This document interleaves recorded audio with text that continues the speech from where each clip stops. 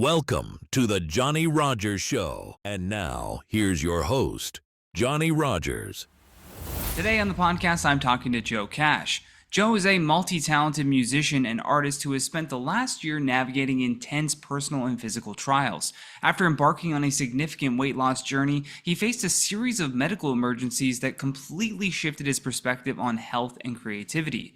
In this episode, we discuss his recovery through painting, the release of his new single, Citrus, and his DIY or die approach to music and merch. We also get into the grit of the Canadian touring scene and the importance of allowing yourself to be an artist without boundaries. Now, without any further delay, here is my conversation with Joe Cash.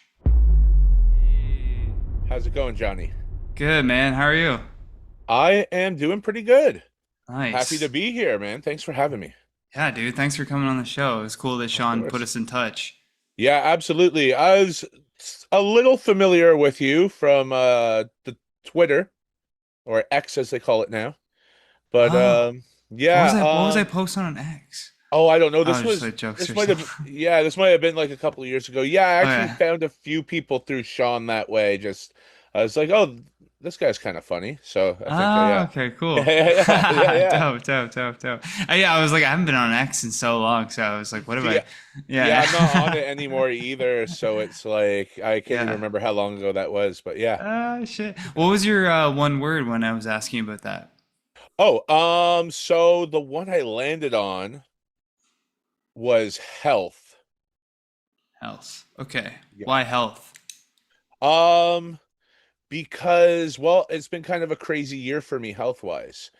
And I feel like it does kind of tie into everything I have going on with, it connects to the new song that I have out and everything too. But basically, I spent a lot of years being pretty unhealthy, and some things have happened in my life. I've had my girlfriend's kids come into my life, and then also I lost one of my close friends last year to cancer. Wow. Sorry. Oh yeah, thanks.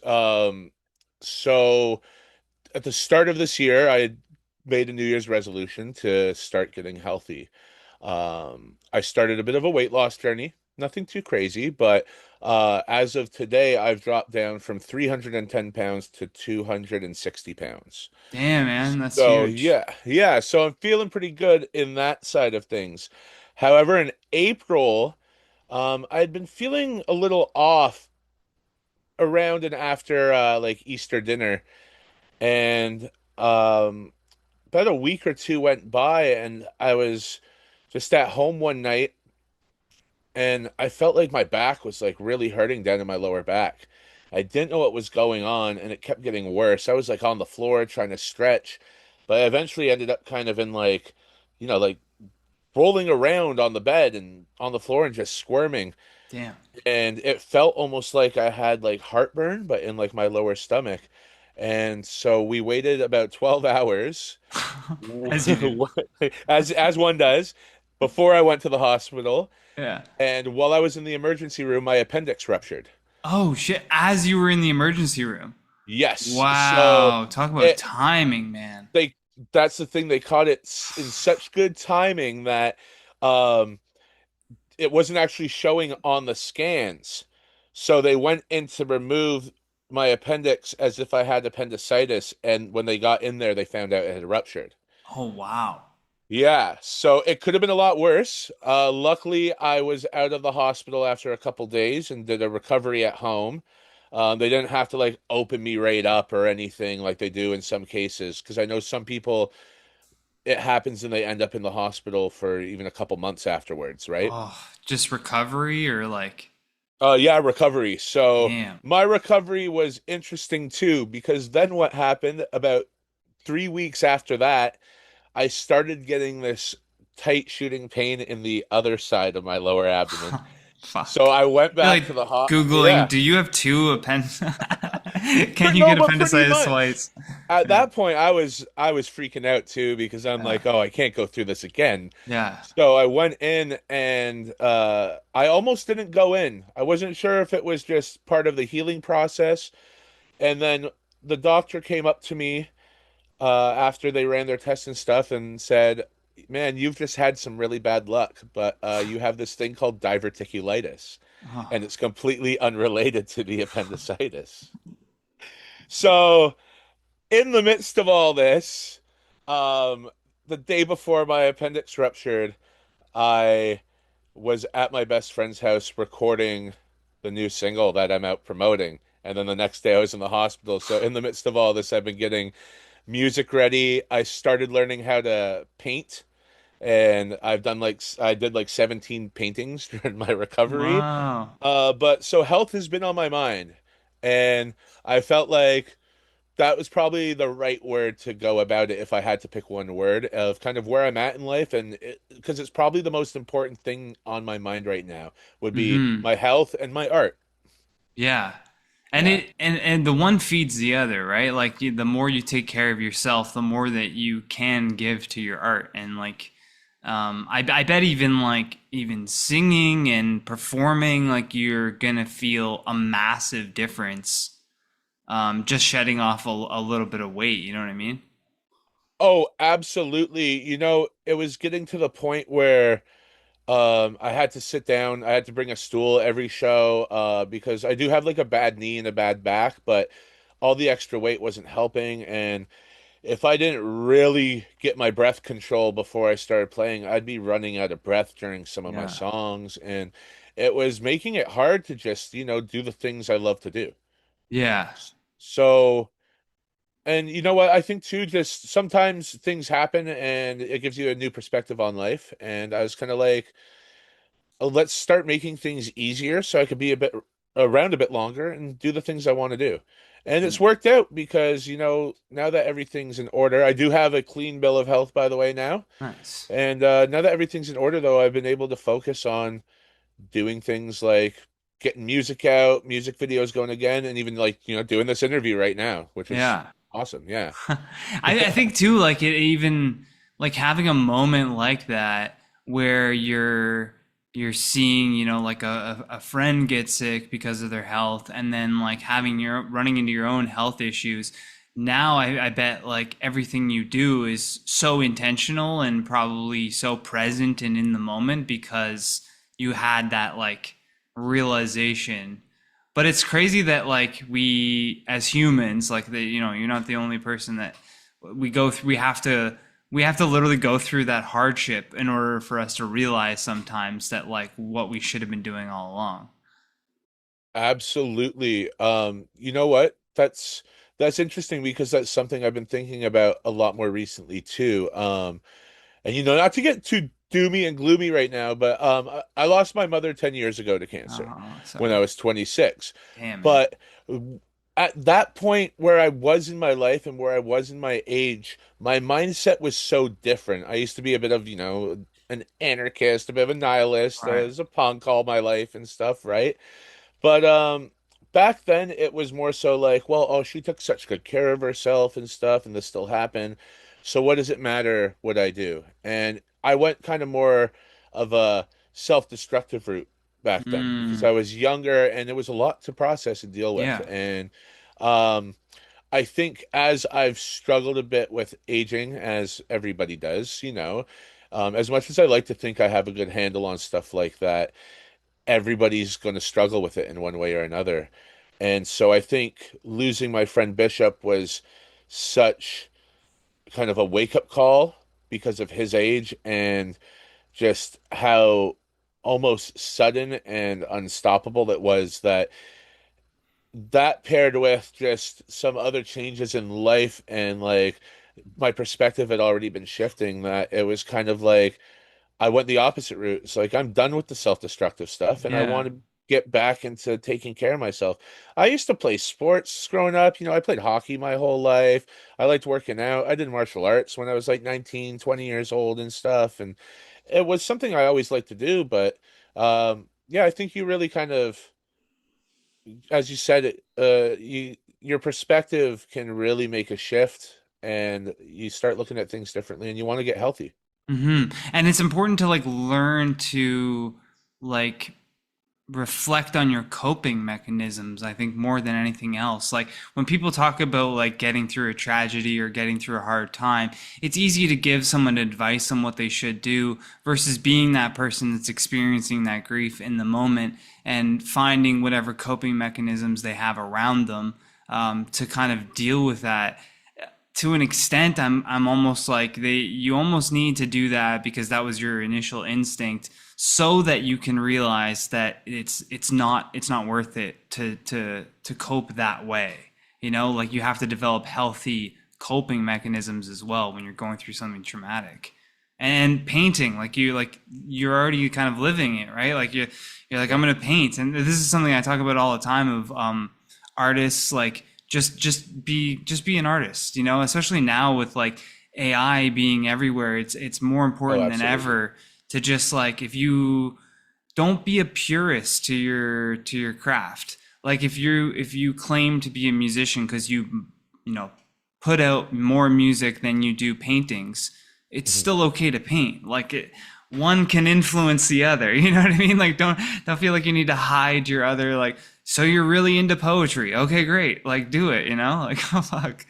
Oh, absolutely. And like I come from a family of artists, so I wanted something that was like low pressure, but also like an art form. Because the pressure that comes with like, even you doing your show, it's what you love to do, but you have Hmm. to record, you have to set a schedule, you have to make sure you're meeting your schedule, you're getting your guests, all the prep, the post, and the production that goes into it. I wanted something where it's like, I know my paintings aren't going to be good because I haven't painted since grade school. So I can just do this with no pressure. I'm not selling these paintings. I'm not Yeah. painting them for anybody or anything like that. But I do like to refer to myself more as an artist because, I do videos, photography, music, now apparently painting, anything I can do, Yeah. digital art, stuff like that. It's nice to have different things, and also, as you were kind of saying, like, and to be an artist doesn't necessarily, you don't have to define yourself and just do one thing, Yeah. and everything can kind of complement each other too, and you can cross the worlds over. Like I'm using one of the paintings I did now for a bunch of my merch and stuff because I was like, oh, I actually don't hate this. So You're like, this one's good. And if the artist doesn't hate it, then that means there's something to it. Because usually that's that's the telltale sign of a good artist is they hate everything they make. absolutely, that was kind of my goal with painting, was to be like, Yeah. okay, I'm gonna try and do stuff I don't hate. Yeah, And yeah. so many of my paintings are like the third thing I painted on that one canvas because I was like, no, forget it, just paint right over top of Yeah, it. yeah, Walking around the basement swearing my head off, and my girlfriend's like, this is supposed to be fun, you're supposed go sit down, you're supposed to be getting better right now. I just And would I'm have like, loved to have seen like a bit of fly on the wall for like a Pablo Picasso painting something and just getting pissed off. Like this looks like shit. right, right. He's just all upset. He was it him or Van Gogh that cut their ear off? Oh, that was Van Gogh. That Yeah, was Van yeah, Gogh. yeah, Okay, yeah. I'm That was a I'm that still, was a yeah. that was out of passion. You know, he Yeah, that was was out of passion, but he yeah, was you know real. He was what? a real gooner. That Van Gogh. Oh, yeah. Fucking guy. Oh my gosh. But even to be a fly on the wall for that too, right? Oh It's like, yeah. yeah, even like I was walking around here in like a snuggie with like my headphones on and just like my hair and beard all wild because I was in like just stuck in my basement for a Yeah. couple months. And yeah, definitely. And I had like my old TV over here with my all my VHSs and stuff, so I'm throwing on like Street Sharks and shit like that, and just everybody's like Just everybody going. that came down to like say hi, they're like, you sure you're okay down here, man? Like you're painting all these like pictures of fruit and cigarettes and Yeah. hot dogs, and I'm like, it's all the things I miss. Yeah, yeah, yeah. That's great. You should have a gallery called Things I Miss, and it's just all like paintings of like bad coping mechanisms or something, like a cigarette pack or like a case of beer, like that Oh, would be sick. absolutely, that'd be great. Actually, you know what, I I think might it's explore like that. that would be I was just thought how all of this could tie together is if you have like, so you have your song Citrus, Yes. Usually, like, well, we are in the singles sort of game now, and sort in terms of music, it's more like release one thing. But like, imagine you're doing an album release party, but it's also like an art gallery of your. So you're playing the album while people walk around and look at the different like art pieces that you painted. Ooh, That that's would be fucking. That would be a sick like kind of merging of those two ideas. I like that too because when you do like a release and you have to like play the show and everything, it can get a little chaotic and you don't Yeah, get to interact with everyone. But to do something like that where and it's have just like the playing. art out and the merch and it's playing, and then I can just go hang out Yeah, yeah, yeah. and, You just and walk walk around, around. chat with people. Oh, that's such a good idea. You know what? I'm looking for all different ways to like up my That would be promotion game, right? So that would be a good like promo event to like just invite a bunch of people out to just come and hang and like make your profits off of maybe like sell the items. Like, you know what I mean? Do a silent auction of your art pieces and say that it's all going back to, like the project or donate it to X charity or whatever you want to do with the for money sure. doesn't matter. But like so much potential there to really like promote this because the song kicks ass. Like if people go look up Citrus by Joe Cash because it's a fucking vibe, man. It feels so like cool and nostalgic. And then I also found myself like after I listened to it, I was kind of just humming like walking around the apartment. And I was like, yo, that's how I know. I was like, oh, this is a good song. Oh, I love that, man. I appreciate that a lot. And a few people have told me that they've been walking around humming it after. A Yeah. few people have told me almost annoyingly, like they're like, man, I've been trying to get work done all day and I can't stop humming it. And then I put Yeah. something else on and I'm still humming that while there's other music and now I'm Yeah. overstimulated. Yeah, my girlfriend was like, "What are you humming?" And I was like, "It's that new Joe Cash, baby." She's like, "I don't know what you're saying." I was like, "Citrus." She's like, "That's not helping." Oh, I love that though. Yeah, No, yeah, that's what I kind of try and do with my music is I like to write little earworms, um, so that there's some recognition there. So it's like you're humming it and then you kind of have to force yourself to listen to it because you know when like a yeah, song gets stuck in your head and it won't get out until you listen to it. yeah, yeah. It's almost strategic. It's almost That strategic. that was like so during COVID when I couldn't do stand up comedy, my sort of outlet was like I always wanted to do like hip hop. Like I was such a huge fan of hip hop, like since like early teens, all the way up until the present day. And so I was like, well, fuck it. Like everybody's locked inside. Like for all we know, the world could be ending. I was like, now's a great time to start. Probably the best time to Yeah. start. Yeah. And so, because it was always that fear of like, I don't want to be cringe. I don't want to be like this, like a stereotype or like a thing that people are like, why is he doing? Because I had done comedy for so long. Why all of a sudden is he doing this? It seemed like out of left field. But I use that as a moment to like get over my fear of like who gives a fuck what people really think. Like express yourself creatively, like what I was saying about like you with the art. And so I recorded songs and then put them out. And I think my one song, Please Don't Call, that's one where I had people saying like, oh, I got the hook was stuck in my head.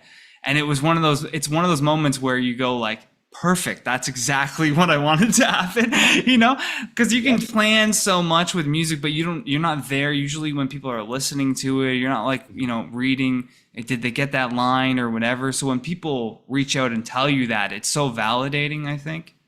Oh, absolutely. It's incredibly validating. And I love too that you got to explore that as well during COVID. And I will have to check out that song. Send me a link to it Yeah, after yeah, because definitely. I definitely want to check that out.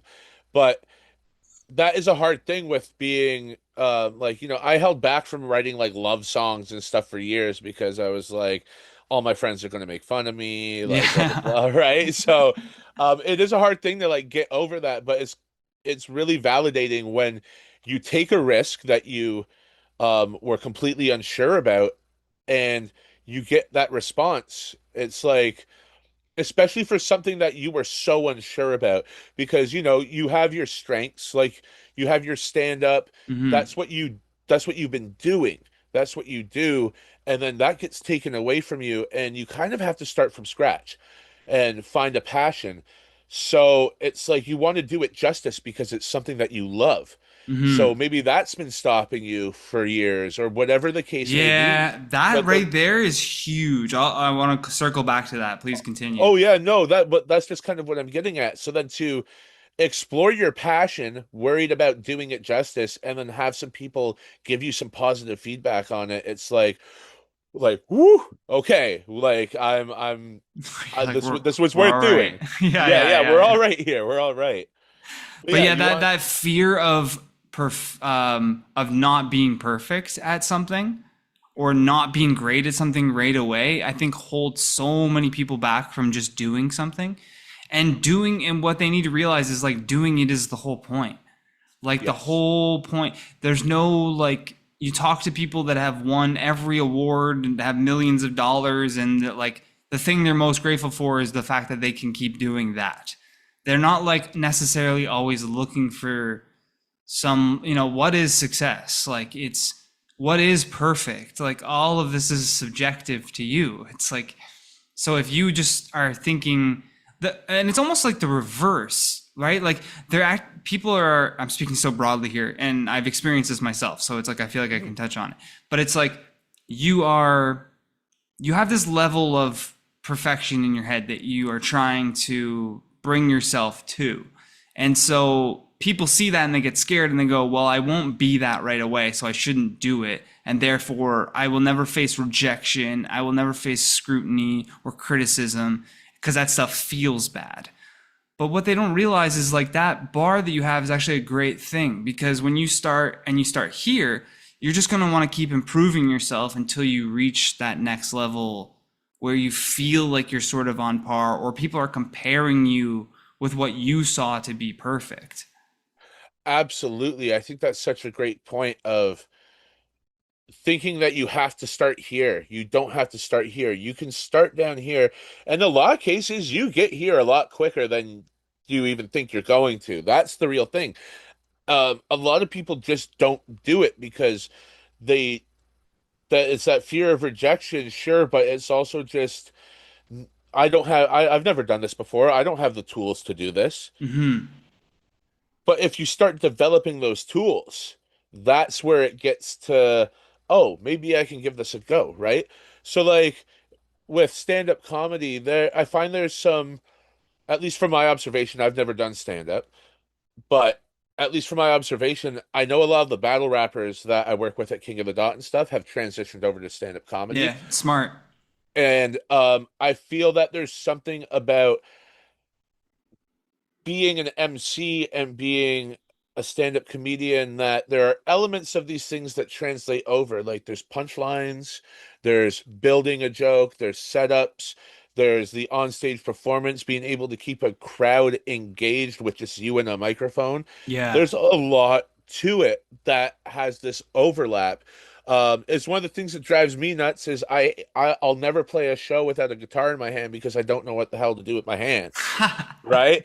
So when you realize you have the tools, some of these tools to go say and start doing hip hop and start putting out some rap records, you you're like, oh, I got to start from scratch. I don't want to do this, but you stop and you think you're like, wait a minute, I have all of these tools that I can take and adapt from stand up over Hmm.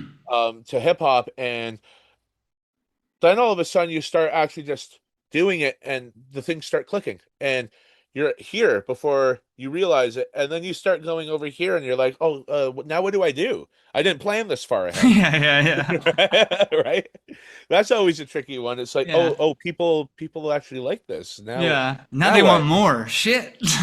You mean I have to put Yeah. some real effort into this, right? That's why I like just doing side quests. Like I did that for 2 years. I made, 20 songs. I took the 10 best songs. I put them on an album. I released it. And then I was like, okay, comedy clubs are back open. Like I'm going to go back and keep working at stand up. Cause I still have a big quest in stand up to complete, which is the 1 hour special taped and recorded. That takes a lot longer than it was for me to crank out these 20 songs and go, these 10 sound good together, and just put it out there. But if Of I course. had, but I bet if the reverse, if I had a been, it's kind of funny. If I had a started in hip hop and then transitioned into stand up, like I just did, but the opposite, I bet I could have gotten to that hour in the 2 years because I didn't give as much of a shit about it in that moment, if that makes sense.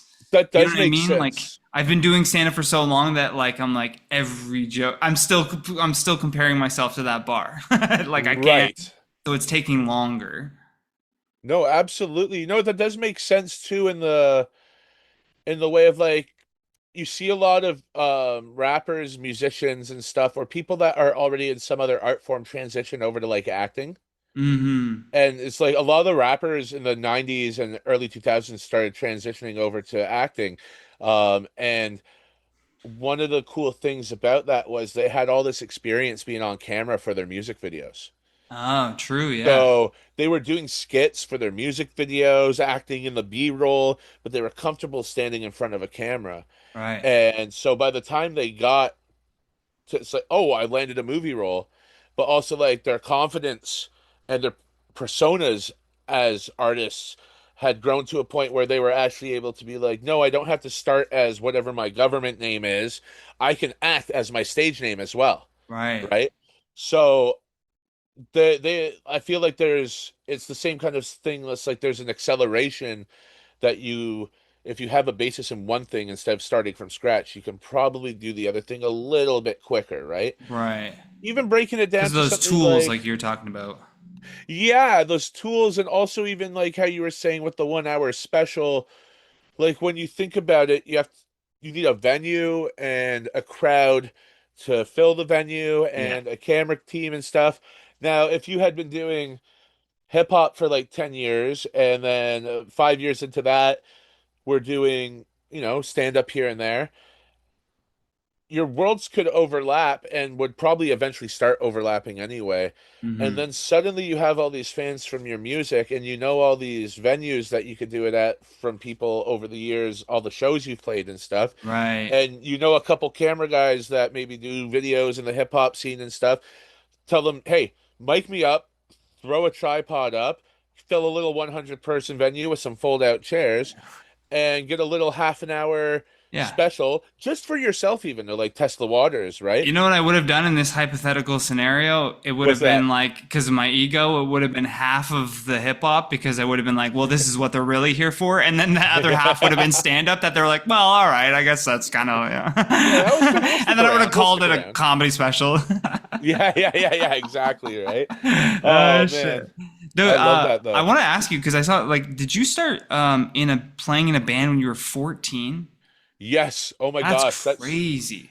that's so funny too because I just found some old footage of that on like a VHS in my basement. I was digging around, and yeah, we were a two-piece band. We did a battle Okay. of the bands. We had one 9-minute song with four guitar solos and one drum solo. We were called Crystal Dagger. I played drums, and this guy Dylan played guitar and sang. He was the world's biggest Black Sabbath fan. He Yeah. only had Black Sabbath t-shirts. Maybe there might have been an Iron Maiden t-shirt in there Yeah. somewhere. But like, guy looked the part and everything. I remember he looked like he was like a 22-year-old roadie at 14, right? Wow. But so, yeah, we booked a show at this club called Club Rocket in Toronto, which is a sushi restaurant now, a pretty good Oh, sushi restaurant. still But brutal. oh yeah, absolutely. But it was like one of those like scammy Battle of the Bands thing where they force you to sell the tickets for your time slot and then they All give you a right. bad time slot and you don't get to keep a single penny.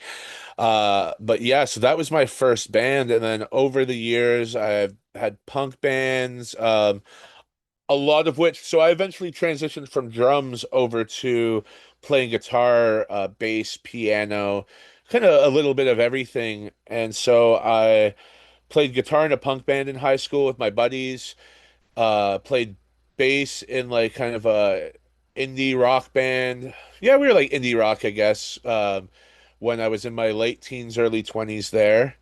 And then I got sick of being in bands because I always kind of said it was like having like four girlfriends that you have no romantic interest in, right? Like it's just like That's like doing a podcast with multiple people. yeah, see, Yeah, that's the it's like band. that. When there's so many moving parts, and Solo that was artist is the way. yeah, there's too many moving factors, too Yeah. many emotions and egos and stuff. And I didn't really have bad experiences overall with that. It just wasn't really for me. Mm. So around 2012, I want to say 2012, 2013, I think I put out the first solo Joe Cash song with kind of the new sounds I was exploring in 2013, January. I think that's what it was, but yeah, going solo was kind of a good move for me. I do miss playing with bands sometimes, don't get me wrong, but it's a lot of work and it's hard on the pockets. Yeah, most definitely. Having to split the already small profits that many ways is like Oh yeah. crazy. Plus, like, Yeah. I talked to like there was a country musician that I had on, I think Mark Taylor, I believe his name was. Okay. And he was talking about like the what people forget about, touring musicians is the amount of luggage that you have to carry with you at the airport. Like there's suitcases for like amplifiers and there's like all the instruments and then there's your personal luggage and he's like something as simple as like they upped the baggage rate to at 50 cents more just suddenly screws them because Oh, now absolutely. it's like this whole thing and I was like I didn't even think about that didn't even Oh, think yeah. about that. Like this whole there needs to be like a real documentary of like indie bands behind the scenes and the shit that they have to go through and maybe you can spark some interest in the public, especially Canadian public to go support like local entertainers just knowing a band that's traveling Canada like Canada is massive. Huge. They are driving through like the craziest terrains to just play a show for you. Yeah, and often too, the bands that tour Canada, they're driving, into the mountains, as you said, to play at a bar for like 80 people. Yeah.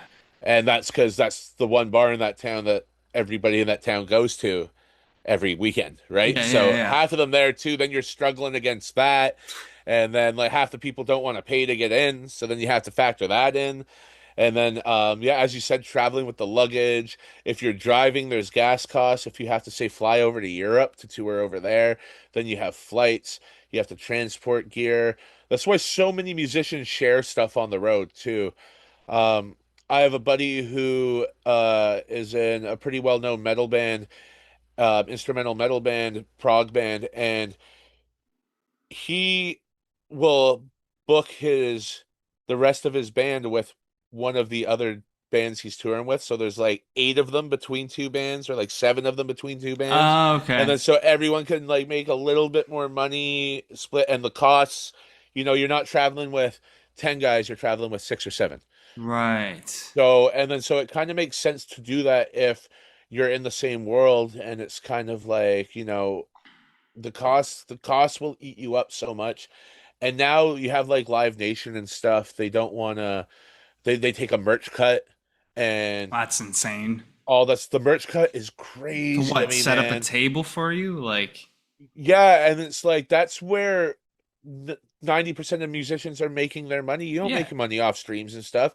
You have to sell merch. Yeah. I don't know if I could do the Live Nation thing if I got like a little more steam or got those opportunities. Like it's hard because you want to take those big opportunities, but it's like maybe I'll just pull the van up around the corner and be like, "Hey, if you need merch, Yeah, just no, literally, hit up the dude. alleyway after and Yeah, find my buddy in the yellow shirt or whatever, and yeah.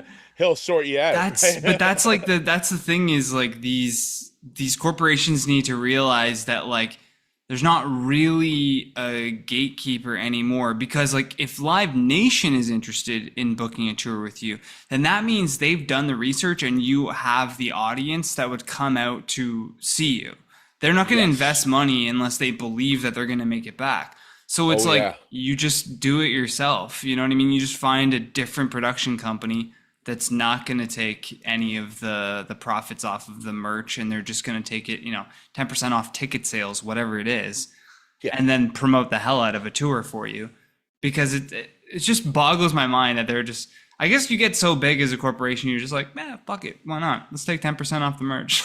Yeah, exactly, right? So, What are they gonna do? because and who's going to stop you? Yeah. Right. And most of the artists they represent, that's like, they're not even paying attention to that. No, They're exactly. making millions off of their streams and whatever other deals that they have. So They have enough coming through the door that to them it's just one less headache if they can throw money at it, right? yeah. That's all it comes down to. To get to that point one day though, where you can just be like, Yeah, I don't want to deal with this. Just throw some I money. feel at that them. way about housework whenever I have to like clean the bathroom. I'm like, man, I cannot wait until I can just pay somebody to do this. This sucks. Oh, absolutely, man. Just being optimistic about the future. Right? Even I used to offer my brother like $20 sometimes to like do a chore I didn't want to do or something, right? I'd be like, hey man, I've been working all week and I don't want to like clean my room and do my laundry. If you do my laundry for me, I'll throw you $20. He's like, yeah, okay. That's generous. Like, yeah. I just told my little brother, I was like, I'll give you 15 minutes on the PS1. See, I didn't have I didn't have as many things as he was interested in. So it was kind of like, at that point, I was like, all right, here, I'll break you off. But like, I was like 18 working construction during the summer. I didn't know. I was making money. I had no idea what to do with it. Right? Yeah. Oh, No, yeah, most definitely. Cash every Friday, man. That was Those jobs are crazy. I did a job where it was like lawn aeration. It's funny. It was a factory that was in Scarborough actually that I had to go to, and they did like they trained us on how to use these machines, and they were like, there's already customers in neighborhoods that have like prepaid for this stuff, so you just show up, bang out those lawns or whatever, and then you just go around the neighborhood and go door to door and ask them if they want their lawn aerated. And for people that don't know, aerated is like what golf courses do. They poke holes in the soil, right. And supposedly it lets moisture get in. Your grass is greener. I don't know. I wasn't there to see if it actually worked, but that's why. Like, so you'd get cash at the end of the day for all the houses that you did, and it was just like, 18 years old. I'm just like, what the fuck do I do with all this fucking money? I guess I'll go get Burger King, Fucking nuts. Man, the 2 chicken sandwiches for $5, man. Yeah. that was my jam back then. Yeah, that's probably like $25 now. Oh yeah, absolutely, right. And then you gotta like order on a screen and all that. Yeah, that's probably the next move for Live Nation is they just say, okay, send us a link to your merch, and then somebody orders it, and then you just get your merch through like a window in the venue. Oh yeah.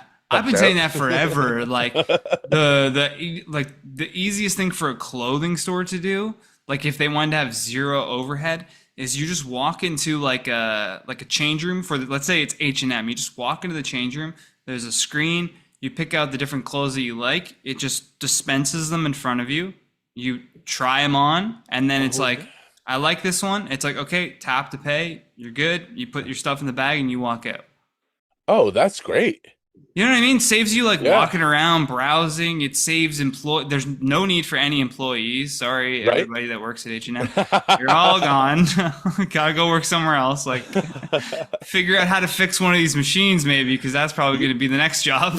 Yeah, absolutely, right.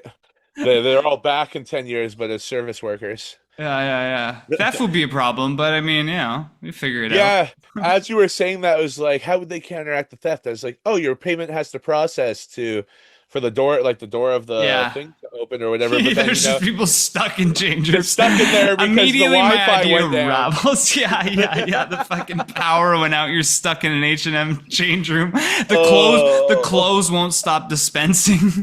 You're just like, there's just khakis. Suffocating in khakis. Holy shit. Oh, that's great. Yeah, well, that's a dystopian future on its way. Absolutely, right? Hey, you know what? Yeah. You never know sometimes, man.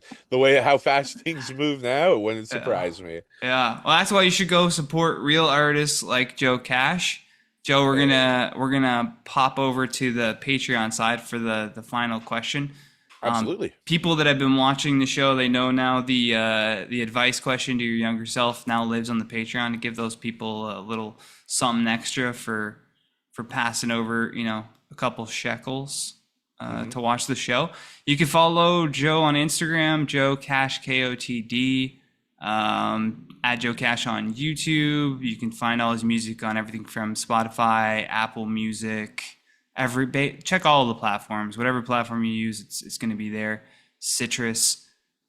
Is there anything else you want to promo? Um, I mean, off the top of my head, not entirely. The biggest thing I'm trying to do is just get like eyes and ears on Citrus right now. Um, I do, like have my merch and stuff that I make. So if you want to shoot me a DM, I do everything DIY. Live Nation doesn't get none of it. So Nice. I have everything from a couple, like I make VHSs up here that I sell with all my music videos, my live Oh, shows. cool. And I have CDs, promo CDs. We do stickers. All my T-shirts are, I don't have one handy now, but I hand paint every one of them myself, and they're all one of a kind. So each one's a little different and unique. That's kind of my thing. So if you want to get some merch or some citrus merch or just stuff in general, feel free to shoot me a DM. There you go. Yeah, and Well, we'll get it to you. okay, so hit the DMs on Instagram if you want any Joe Cash merch. Everybody watching on YouTube, hit that subscribe button. It really helps us out, and that way you show up in our feed more often. If you're listening on Spotify or Apple Music, leave a comment, leave a review, whatever's there. Again, that helps push the show. If you'd like to watch the advice portion of the show, you need to go to patreon.com/the Johnny Rogers. You can get it for like as low as $1. I'm not trying to like gatekeep any content here. I'm trying to make it as accessible as possible. But, in this modern world, we need to get monetized any way that we possibly can to keep doing this, keep bringing you the show. For now, I've been your host, Johnny Rogers. This has been the great Joe Cash. We'll see you later. Thank you so much, Johnny.